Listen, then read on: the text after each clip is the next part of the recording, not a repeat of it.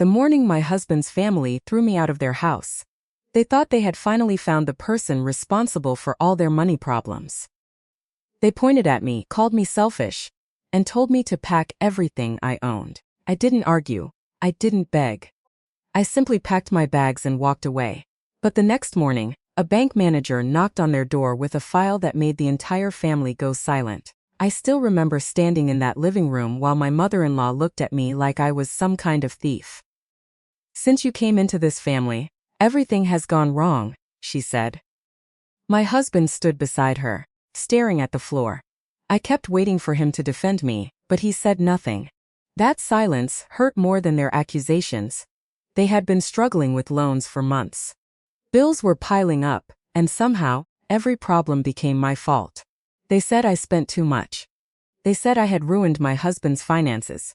Finally, my father-in-law pointed toward the front door and said, "If you care about this family, leave." I felt something inside me break. Not because I was losing their house, but because I realized they had never considered me family at all. So, I packed my clothes, took the small suitcase I had brought when I married my husband, and walked out without another word. If stories about betrayal and finding your strength mean something to you, stay with me and subscribe.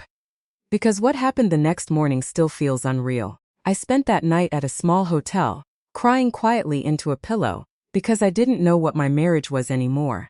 My phone kept lighting up, but I ignored every call. I was exhausted from defending myself against people who had already decided I was guilty. Then, just after 9 the next morning, someone knocked on their front door. It was the bank manager. He wasn't there to collect another payment. He was carrying documents that revealed something my husband's family had been hiding from me for months. The bank manager calmly asked for my father-in-law and husband. When they appeared, he opened his folder and said, "There's been a serious misunderstanding about the account." My mother-in-law immediately blamed me again. But the manager shook his head. "No," he said, "your daughter-in-law has nothing to do with this." That was the first time anyone in that house had said those words. Meanwhile, I was sitting alone in that hotel room, completely unaware that the truth was finally walking through the door. I had been forced to leave. The bank manager placed several statements on the dining table. He explained that the family's financial crisis had not started because of me. It had started long before I entered their lives. My husband had secretly taken out multiple loans. But that wasn't even the worst part. Some of the loans had been opened using documents connected to a family business. And several payments had been transferred from an account that my husband had always told me was just for emergencies. I suddenly remembered all those nights when he told me not to worry about money. All those times he said his parents were handling everything. I had believed him. The manager then asked one question. "Where is your daughter-in-law?" My father-in-law looked confused. "She left yesterday." The manager stared at him. "You need to contact her immediately." My husband finally spoke. "Why?" The manager slowly pushed one document across the table. "Because her name is listed as the guarantor on a loan." My husband went pale. I had never signed that loan. I had never even seen the document. And suddenly, I understood why they had been so desperate to make me leave. They weren't trying to punish me. They were trying to make me disappear before I discovered what they had done. That afternoon, my husband came to the hotel. He looked completely different from the man who had watched me leave. His eyes were red. His voice was shaking. "Please come home," he whispered. I stared at him for a long moment. "Why?" He couldn't answer. Then he admitted that his father had used my personal information to support one of the loans. They had assumed I would never notice, because they believed the bank would eventually come after me. I felt sick. All those accusations, all those insults, all those times they told me I was destroying their family. They had been protecting the people who had betrayed me. I wanted to scream. I wanted to ask my husband how he could stand there while his family destroyed my reputation. But more than anger, I felt something colder. I felt free. For the first time, I understood that walking away had not been my defeat. It had protected me. I told my husband I wasn't coming back. He begged me to reconsider. But I had spent too many years trying to earn a place in a family that only wanted what they could take from me. I contacted the bank myself and provided every document they requested. The investigation eventually showed that my signature had been copied and that several financial records had been altered without my knowledge. The people who had called me the problem suddenly had to answer questions they couldn't avoid. My mother-in-law called me crying. She said she was sorry. My father-in-law said he had made a mistake, and my husband kept saying he loved me. But love without honesty had almost destroyed my life. I didn't return to that house. I didn't need revenge. The truth had already done more damage than anything I could have planned. Months later, I started over in a small apartment of my own. It wasn't fancy, but every key, every bill, and every decision belonged to me. Sometimes I still think about that morning, when I walked away with one suitcase. Back then, I thought I had lost my marriage, my home, and my future. Now I realize I had lost something much more dangerous. I had lost the illusion that those people would ever protect me. The faces, photographs, and visuals used in this story are fictional representations created to help imagine the events, and are not intended to portray real people. My biggest lesson was simple. Sometimes being rejected is actually being rescued. Sometimes the door that closes behind you is the same door protecting you from a life that would have destroyed you. I used to think family meant staying, forgiving, and sacrificing no matter how badly you were treated. Now I know family should never require you to sacrifice your dignity just to belong. If you have ever been blamed for something you didn't do, tell me in the comments. Share this story with someone who needs to hear it, and subscribe to Calm Revenge Stories for more stories about truth, strength, and the moment people finally realize they chose the wrong person to blame. I walked away with one suitcase, but I walked back into my own life with something much more valuable. The courage to never abandon myself again. When I woke up the next morning, I kept staring at the ceiling, trying to convince myself that everything that had happened the day before had been a nightmare. But the suitcase beside the bed was real. The clothes scattered across the chair were real, and the wedding ring sitting on the nightstand felt heavier than it ever had before. I picked it up and held it between my fingers. For years, I had believed that ring represented a promise that my husband and I would stand together when life became difficult. But the day before had shown me something I wasn't ready to accept. When life became difficult, he had stood with his family, and I had stood alone. I wiped my eyes and reached for my phone. There were 23 missed calls. Most were from my husband. 3 were from my mother-in-law. 2 were from numbers I didn't recognize. And 1 message was from my father-in-law. I almost deleted it without opening it. Then I saw the words, "We need to talk before this gets worse." My stomach tightened before what got worse. I sat on the edge of the bed and opened the message. He wanted me to come back to the house immediately. He said the bank manager had arrived. He said there had been a misunderstanding. A misunderstanding. That word made me laugh. Not because anything was funny. Because sometimes people use soft words when the truth is too ugly to say out loud. I typed 1 sentence. "I have nothing more to discuss with you." Then I put my phone face down. For the first time since I had married my husband, I didn't feel responsible for fixing everyone else's problems. I felt guilty about that. That was the strange part. Even after everything they had done, I still felt guilty. I wondered whether my husband had eaten. I wondered whether his mother was crying. I wondered what would happen to the house. I wondered whether the bank would take everything. And then I stopped myself. Why was I worrying about people who had watched me walk away with nowhere to go? Why was I still carrying their problems when they had blamed me for them? I took a deep breath. That was when someone knocked on my hotel door. I froze. For a second, I thought it was my husband. I didn't want to see him. Not yet. I walked slowly toward the door and looked through the peephole. It wasn't him. It was a woman in a dark blue suit. She looked professional, serious, and strangely familiar. When I opened the door just a few inches, she showed me an identification card. "My name is Karen Mitchell. I'm an attorney representing the bank." My heart started beating faster. Why are you here? She looked at me carefully. Because we believe someone used your identity without your authorization. I stepped back, she continued. And because what we found is more serious than we initially thought. I opened the door. She walked inside. I remember how strange it felt, sitting across from a lawyer in that cheap hotel room, while my entire life seemed to be falling apart. She placed a folder on the table. We need to go through this carefully, she said. I nodded. She opened the folder. The first document was a loan application. My name was on it. My address was on it. My date of birth was on it. Everything looked correct. Except for one thing, the signature. I stared at it. That isn't mine. Karen nodded. We know. My throat tightened. How? Because the bank has your original signature from several legitimate accounts. We've compared them. She placed another page beside it. This signature was copied. I stared at the page until my eyes hurt. Someone had forged my name. But then Karen said something that made my blood run cold. This wasn't done once. She turned the pages. There were more, and more, and more. Different dates, different amounts, different accounts. Some were personal loans. Others were business-related. One was for nearly $200,000.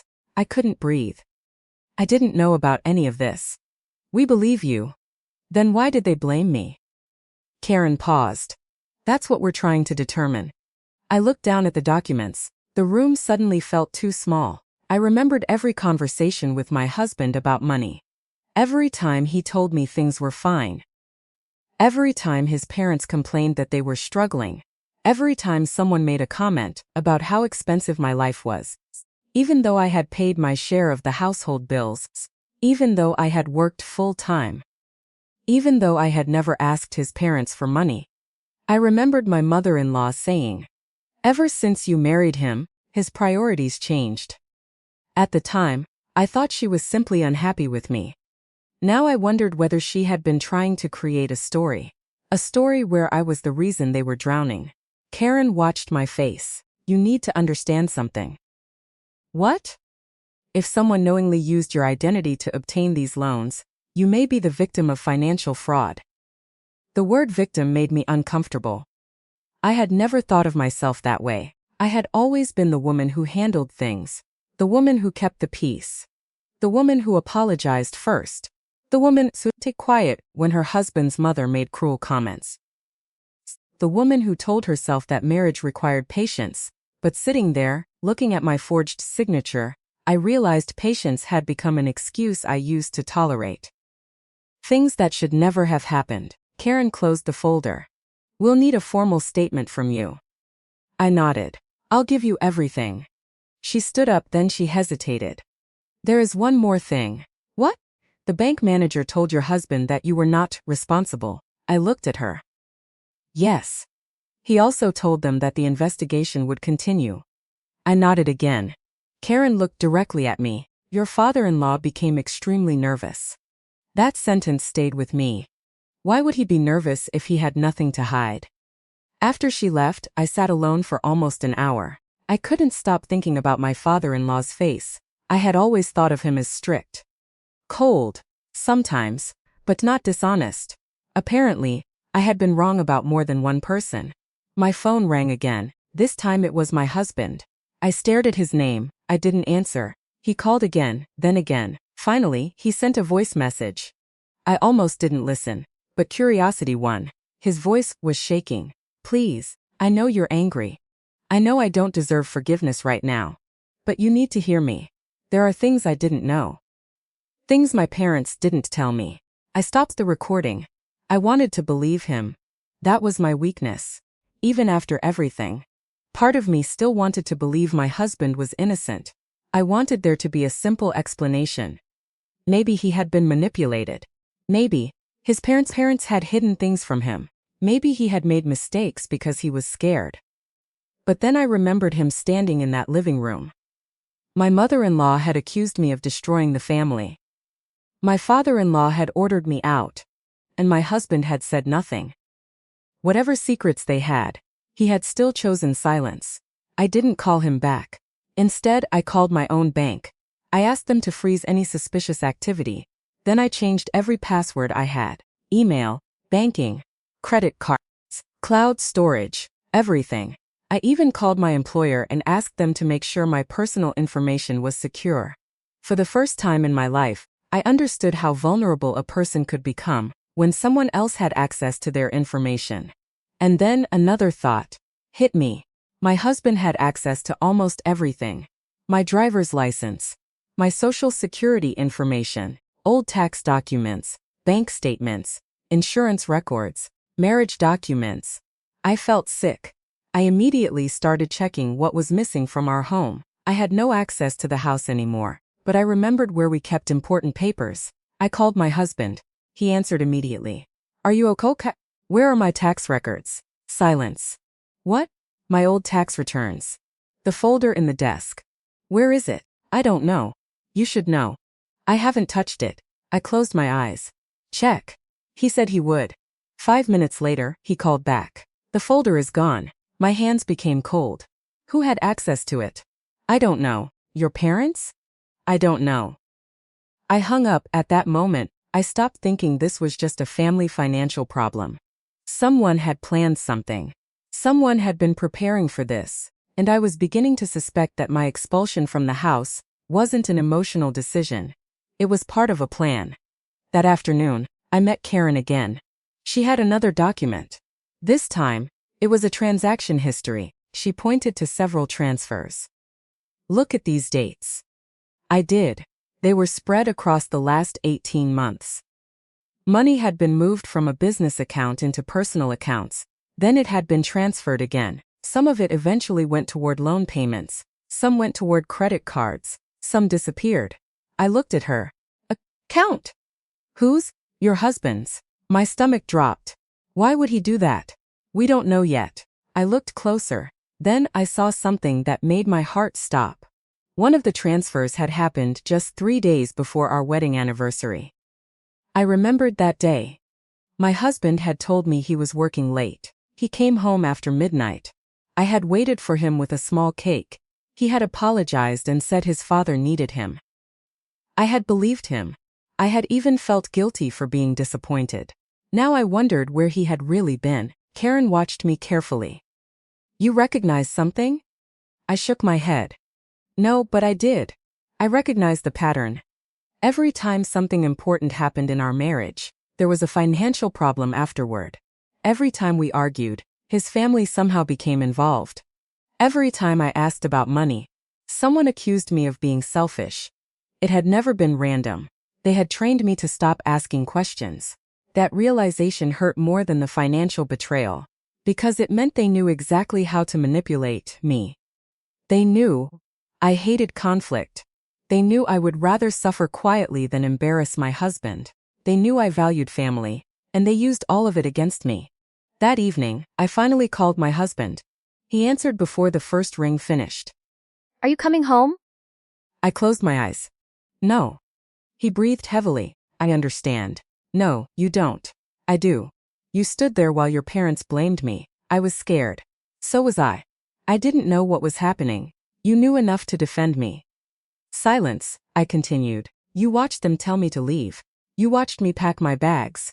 You didn't even walk me outside." "I know." "No, you don't know." My voice cracked. "You don't know what it felt like to walk out of that house and realize my husband wasn't coming after me." He didn't answer. I wiped my tears. "I kept thinking you would open the door." "I wanted to. But you didn't." "I was afraid of my father." I stared at the wall. That sentence explained more than he realized. He was afraid of his father. And I had been married to a man who couldn't stand up to the person controlling him. I asked quietly, "How long has your father controlled your finances?" He didn't answer. That was enough. "How long?" "Years." My heart sank. "And you never told me?" "I thought I could fix it." "You lied to me." "I was trying to protect you." "No." I shook my head even though he couldn't see me. "You were protecting yourself." He started crying. I had never heard him cry like that. For a moment, I almost softened. Then I remembered the forged signature. "Did you sign my name?" "No." "Did you know someone was using my information?" Silence. My heart stopped. Did you know? He whispered. I knew there was paperwork. What paperwork? I didn't know it was fraudulent. What did you know? He couldn't answer. I ended the call. That night, I barely slept. Around 2 in the morning, I received a message from an unknown number. It said, "Don't trust your husband." I stared at it. Then another message arrived. "Your father-in-law isn't the person you think he is." My hands began shaking. I leaped. Who is this? No answer. I called the number. It went straight to voicemail. I didn't sleep after that. The next morning, I forwarded the messages to Karen. She told me not to respond. Then she said something unexpected. "We may have someone who is willing to talk." Who? A former employee of your father-in-law. I agreed to meet her. Her name was Melissa. She looked nervous when she sat down across from me. I don't know if I should be telling you this. You already know what they accused me of. She nodded. I saw things. What things? Financial transfers. Documents your name. My heart pounded. You saw my name? Yes. Where? In your father-in-law's office. I felt dizzy. What was he doing with it? Melissa looked down. He was preparing loan documents. I swallowed. Was my husband there? Sometimes, that answer hurt. Did he know? Melissa hesitated. I don't know what he knew. Did he see my documents? Yes, I closed my eyes. There it was. The truth I had been avoiding. My husband might not have forged my signature. But he had seen the documents, he had known something was wrong. And he had still allowed me to become the family scapegoat. Melissa reached into her bag. I kept copies of something because I was afraid. She placed a small envelope on the table. My hands trembled as I opened it. Inside was a photocopy of a document. It was a financial agreement. My name was printed at the bottom. But underneath it was a handwritten note. I recognized the handwriting immediately. It was my father-in-law's. The note said, "Once she's out, everything becomes easier." I stared at those words. For several seconds, I couldn't breathe. Once she's out. Everything becomes easier. They had planned for me to leave. Not because I was causing financial problems, because my presence was making it harder for them to hide what they had done. I looked at Melissa. Why didn't you come forward sooner? She looked ashamed.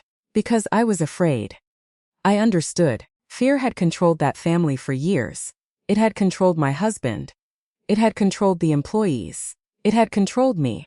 But not anymore. I took the document to Karen. Her expression changed immediately. This is important. What does it prove? It may prove intent. Those two words felt powerful to intent. They had intended to use my name. They had intended to blame me. They had intended to remove me from the house. And perhaps they had intended to make me responsible for debts I had never created. Karen told me not to contact my husband's family. She said the investigation was moving quickly. But that same evening, my mother-in-law called me. I answered. She was crying. I know you hate us. I don't hate you. You should. I said nothing. She took a shaky breath. Your father-in-law made mistakes.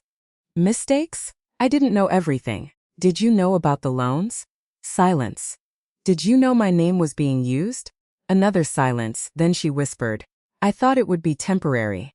I felt my heart break. You knew. I didn't understand. You knew. She started crying. I was trying to save the house. And you were willing to destroy my life to do it? I didn't think it would go this far. I closed my eyes. That sentence told me everything. People often say they didn't mean for things to go that far. But every terrible decision begins with someone believing they can get away with one small lie. Then another, until someone innocent is standing in a hotel room with a suitcase. I asked her one final question.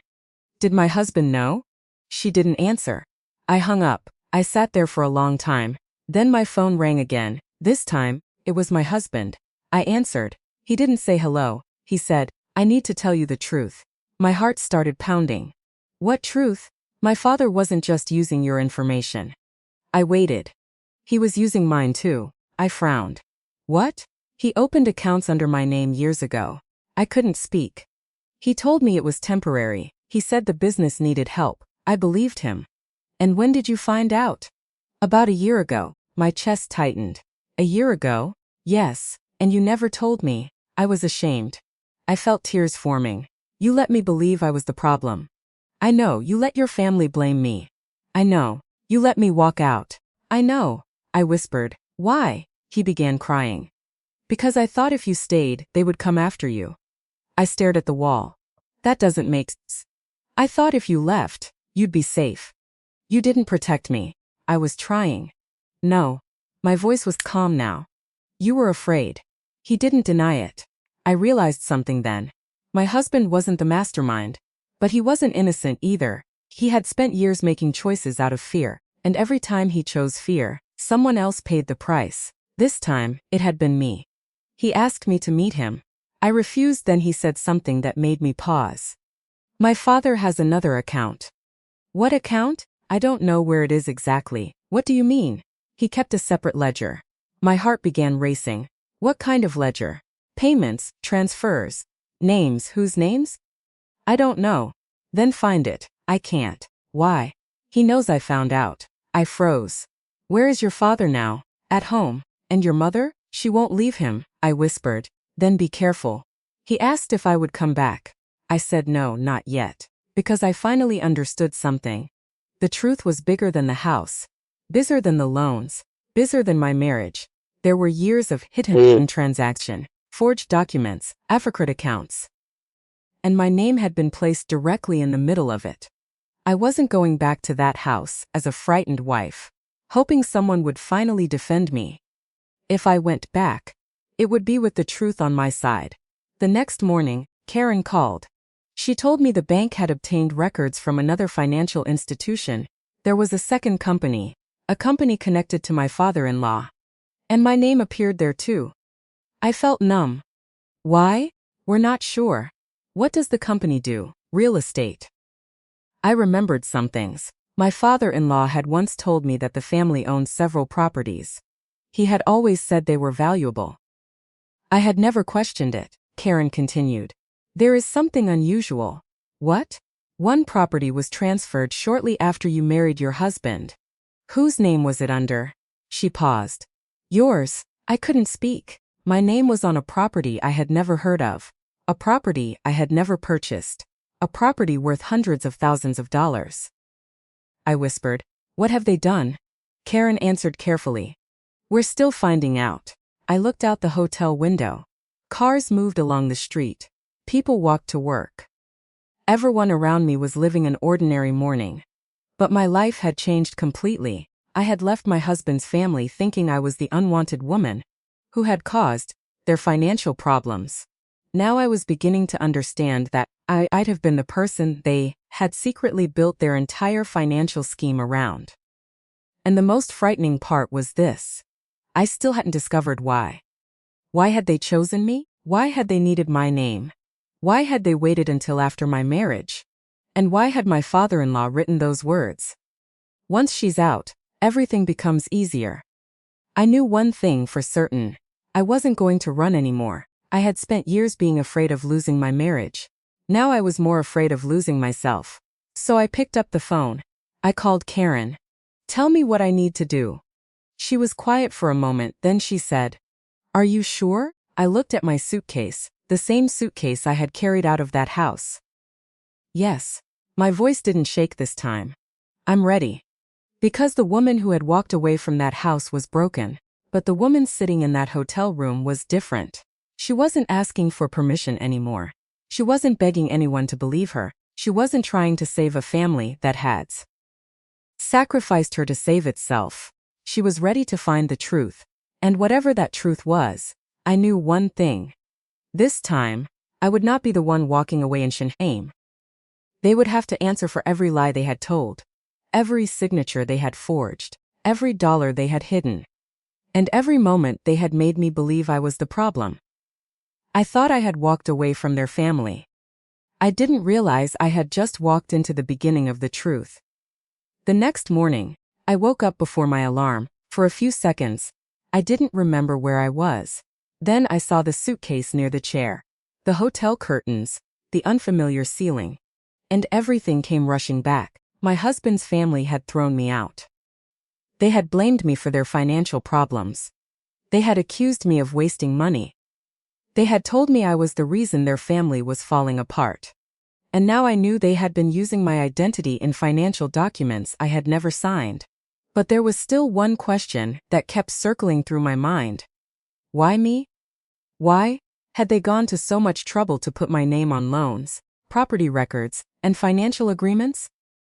I understood that they wanted someone to blame. But this felt bigger, it felt planned. I reached for my phone. There was a message from Karen. Please do not contact anyone from your husband's family today. We have new information. My stomach tightened. I called her immediately. She answered on the second ring. You're awake. I barely slept. I expected that. What did you find? She was quiet for a moment. We found the property. My heart started pounding. The one in my name? Yes. Where is it? About 40 minutes outside the city. I sat up. What's there? That's what we're trying to determine. Can I go with you? You can. But I strongly recommend you don't go alone. I won't. She told me we would meet later that morning. Before ending the call, she said something that stayed with me. Whatever happens today, don't confront anyone. I won't. And don't sign anything. I won't. Good.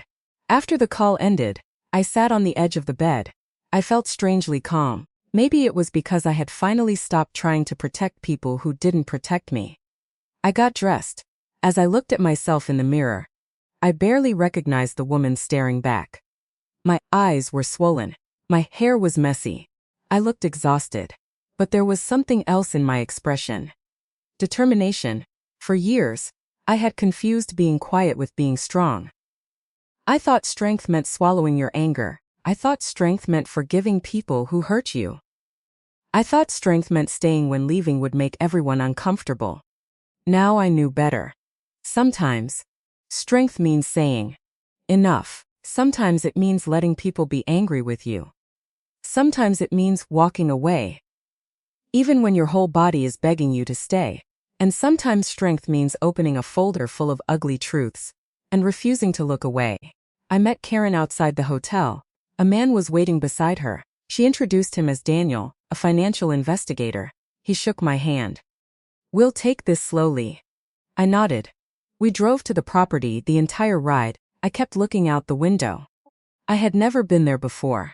At least, I didn't think I had. When we turned onto a narrow road surrounded by trees, I felt a strange sensation. Something about the place seemed familiar. We drove another few minutes before stopping in front of a large older house. It wasn't a mansion, but it was expensive. The property had a long driveway, a detached garage, and a wide porch. I stared at it. That's it? Daniel nodded. According to the records, you're the registered owner. I laughed nervously. I've never seen this place in my life. Karen looked at me. We know. There was a metal box beside the front door. Daniel entered a code. The lock clicked. The door opened. I stepped inside. The house was empty. Completely empty. There was no furniture, no pictures, no clothes. Nothing personal. Just bare walls and dusty floors. I walked through the room slowly. I felt like I was inside a house that belonged to someone else. Because it did, or at least it was supposed to. Daniel checked the documents. The property was purchased 18 months after your marriage. Who paid for it? He looked at me. A company connected to your father-in-law. My heart dropped. And, then, transferred to you. Without my knowledge? Yes. I walked toward the kitchen. There was an envelope lying on the counter. My name was written on it. I froze. Karen noticed it too. Don't touch it. I stepped back. Daniel photographed it before carefully opening it. Inside was a single sheet of paper. He read it. His expression changed. What? He handed it to Karen. She read it, then she looked at me. What does it say? She took a breath. It says the property is being held temporarily. By whom? She looked back at the paper. By you. I didn't understand. Why would they put a property in my name? Daniel spoke quietly. Because if the property was held by you, it might appear separate from your father-in-law's business. I stared at him. Separate. For what? He didn't answer immediately. Then he said, asset protection. The words made my stomach twist. Protection from whom? Creditors. I looked around the empty house. So they moved the property into my name to hide it? That is one possibility. I felt sick. I had spent years thinking my husband's family was struggling. They had made me feel guilty whenever I bought anything for myself. They had told me there wasn't enough money. They had complained about debts. Meanwhile, they had been moving assets around. And my name had been used as a shield. I walked toward the window. I could see the driveway outside. For some reason, tears filled my eyes. I wasn't crying because of the property. I was crying because I suddenly understood something about my marriage. I had never known the real financial life of the man I married. I had known what he wanted me to believe. Those were two very different things. Daniel found another room. There was a small office at the back of the house. Inside was an old filing cabinet. Most drawers were empty. One was locked. He looked at Karen. She nodded. Daniel opened it. There were several folders inside. My name appeared on 3 of them. I felt like the floor had disappeared beneath me. I reached for one. Daniel stopped me. Let me. He opened it. Inside were copies of my driver's license, my old tax documents, my employment information, a copy of our marriage certificate, and several bank statements. I stared at them. They had all of this? Daniel nodded. Someone did. I felt violated in a way I couldn't explain. Money could be replaced. A house could be sold. A loan could eventually be paid. But the feeling of someone quietly collecting pieces of your identity was different. It made me feel exposed. I thought about all the times my husband had asked me for paperwork. All I need is your tax information. The accountant needs your ID. We're applying for better insurance. I had never thought twice. He was my husband. Why would I suspect him? That was the part that hurt most. Trust had made me vulnerable. Daniel turned another page. Then he stopped. What? He pointed to a document. This is interesting. It was a property transfer agreement. The date was almost 2 years earlier. But I hadn't been involved. I looked at the signature. It was mine. Except it wasn't. The forgery was better this time, but I could still see small differences. The way I crossed my T. The way I wrote the first letter of my name. Someone had practiced my signature, repeatedly. I felt anger rise in my chest. They practiced my signature. Karen nodded. That appears to be the case. I stepped away from the desk. I want to know who did it. We will. No. I looked at her. I need to know now. She understood what I meant, but she shook her head. Don't confront them. I won't. Promise me. I promise. But inside, I was already thinking about my husband. He had access to my documents. He had seen my signature thousands of times. He knew exactly how I signed my name. I wanted to believe he hadn't done it. But belief was becoming harder. Then Daniel found something else, a handwritten note. It was dated 3 years earlier. 3 years. Before the property, before the loans, before I knew anything was wrong. The note was written by my father-in-law. It said, "Keep her close. She trusts him completely." My hands went cold. I looked at Karen. What does that mean? She didn't answer. I asked again. What does that mean? Daniel looked uncomfortable.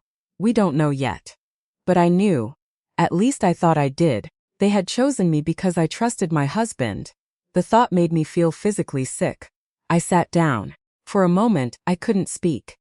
My mind replayed our first meeting. Our wedding. Our first apartment. The first time he told me he loved me. The first time he introduced me to his parents. Had they known then? Had they already been watching me? Had my marriage been part of something I never understood? I started crying. Karen sat beside me. You're allowed to feel whatever you're feeling. I feel stupid. You aren't. I should have known. No. She spoke firmly. Trusting your husband doesn't make you stupid. I looked at her. Then, what does it make me? Human. That word broke something inside me. I cried harder. Not because I was weak, because for the first time, someone wasn't blaming me. After several minutes, I wiped my face. What happens now? Karen said, we preserve everything. Daniel photographed the documents. They collected the folders, the envelope, the notes. Then Karen made several calls. I stood in the empty house, looking around. I had never wanted this property. I didn't want their money. I didn't want their secrets. I didn't want revenge. I wanted my marriage to be real. That was all. I wanted to believe that the man I married loved me for me. But now I wasn't sure whether he had ever separated love from obligation. We left the property. On the drive back, I received a call from my husband. I didn't answer. He called again, then he texted, "Please call me. I know what you're doing." I stared at the message. I replied, "What am I doing?" His response came almost immediately. "Going after my family." I felt anger rise. I typed, "They went after me first." He didn't respond. A few minutes later, he wrote, "You don't understand." I laughed bitterly. That sentence had become his favorite excuse. "You don't understand." She understood perfectly. I understood that my name had been used. I understood that my documents had been collected. I understood that property had been placed in my name. I understood that loans had been taken out. I understood that his family had blamed me.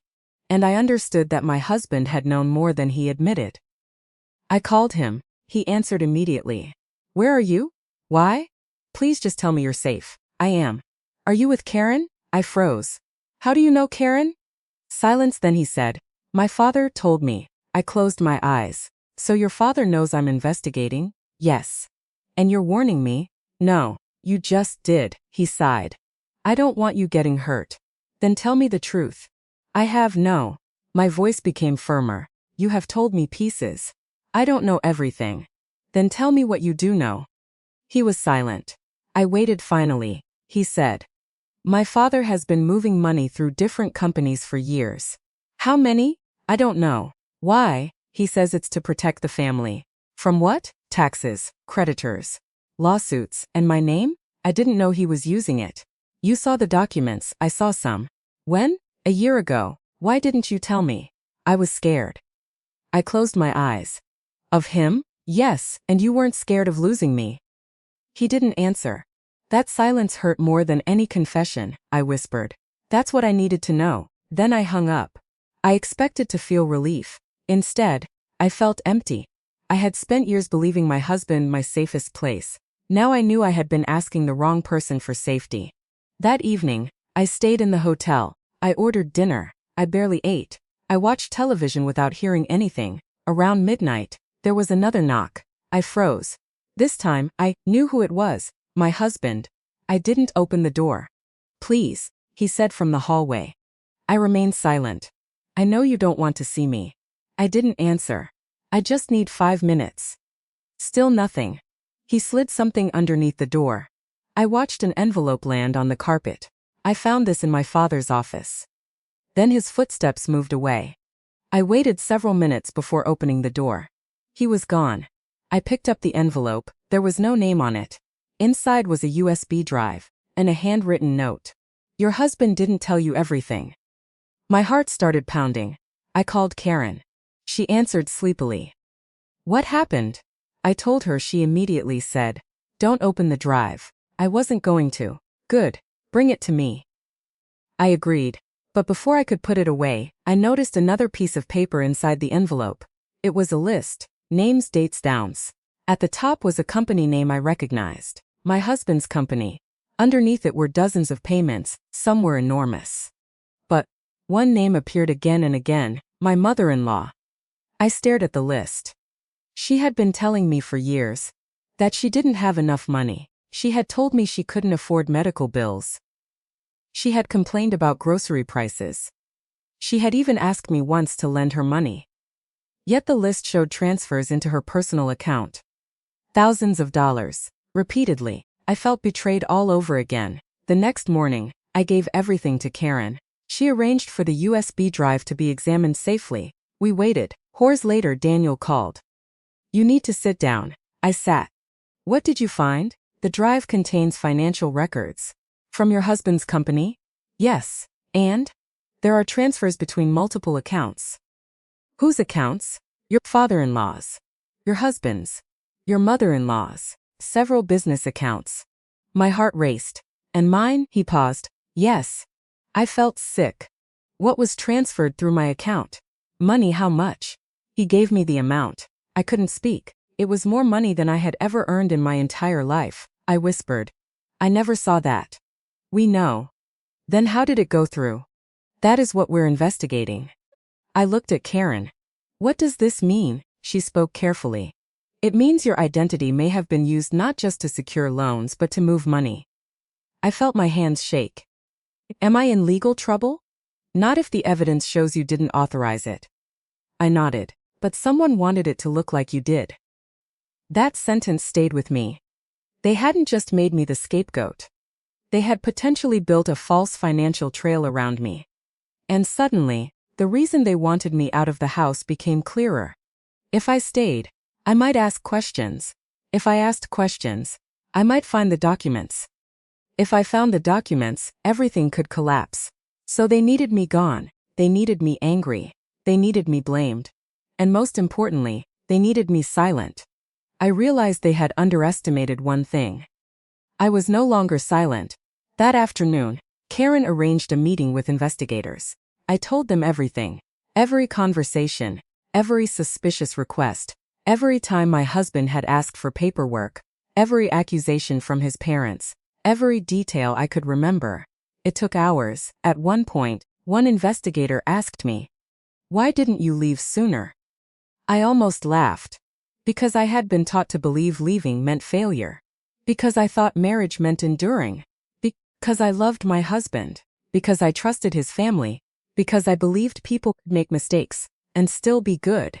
Because I never imagined the people sitting at my dinner table were building a financial case around my identity. When the meeting ended, I was exhausted, but I felt lighter.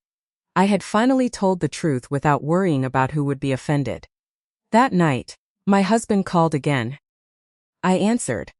He didn't say anything for several seconds. Then he whispered, "I found something." "What?" "My father has another ledger. You told me that before." "I found it." My heart started pounding. "Where?" "In his office." "What's inside?" "Everything." I closed my eyes. Everything? Every account, every payment, every name. Does my name appear? Yes. How many times I don't know. Read it, I can't. Why? Because there's something else. What? He took a shaky breath. There's a section with your name. What does it say? He was silent, then he whispered. Faisal transfer after separation. I couldn't breathe. Separation from whom? Me. My hand tightened around the phone. He continued. It looks like they plan to move another property into your name after we divorced. I felt the room spinning. Divorce. They had planned for our marriage to end. They had planned to put more assets in my name, and perhaps they had planned to leave me holding the debts. I asked quietly. Did your father know I was going to be thrown out? Yes. Did your mother? Yes. And you? He started crying. I knew they were angry. That wasn't my question. I knew they wanted you gone. I closed my eyes, but you didn't stop them. No. I nodded slowly. Something inside me finally became quiet. The last piece of hope I had been holding on to disappeared. I wasn't angry anymore, I was simply done. My husband said, "Please don't leave me." I whispered, "You left me first." "I love you." "I loved you too." "Too?" I swallowed. "I don't know what I feel anymore," he cried. I didn't, for the first time, I didn't feel responsible for his pain. I told him I needed space, then I ended the call. I sat by the window until sunrise. I thought about the woman who had walked into that family years ago. She had been hopeful. She had believed love could solve everything. She had tried to make everyone happy. She had apologized when she wasn't wrong. She had stayed quiet when people insulted her. She had ignored warning signs because she wanted her marriage to work. I felt sorry for her. But I also felt proud of her. Because despite everything, she had survived, and now, she was finally learning how to choose herself. The next morning, Karen arrived with another update. The bank had filed formal reports. The investigators were preparing to question my father-in-law, but there was one problem. He had disappeared. His phone was off, his office was locked, his car was gone, and according to the bank, several accounts had been emptied overnight. I looked at Karen. Where did he go? We don't know. My heart began racing. Could he leave the country? Possibly. What about my husband? We don't know where he is either. I immediately called him. No answer again. Nothing. Then my phone buzzed. A message from an unknown number. Just 6 words. Your husband is not telling you everything. I stared at the screen. This time I wasn't afraid. I was angry. I sent the message to Karen. She looked at it. Then she looked at me. There's one more person we need to talk to. Who? She said a name. I recognized it immediately. It was someone who had been connected to my husband's family for years. Someone I had met at family dinners. Someone I had never once suspected. And when Karen told me what that person had allegedly done, I realized the financial scheme was even larger than I had imagined. The next person we were about to meet wasn't just a witness. She was the person who had helped create the paperwork. And she had finally decided to tell the truth. I didn't know it yet, but her confession would change everything I believed about my marriage. Because the secret she was carrying wasn't only about money. It was about why my husband's family had chosen me in the first place. And once I heard the reason, I would finally understand why they had spent so many years making me believe I was the problem.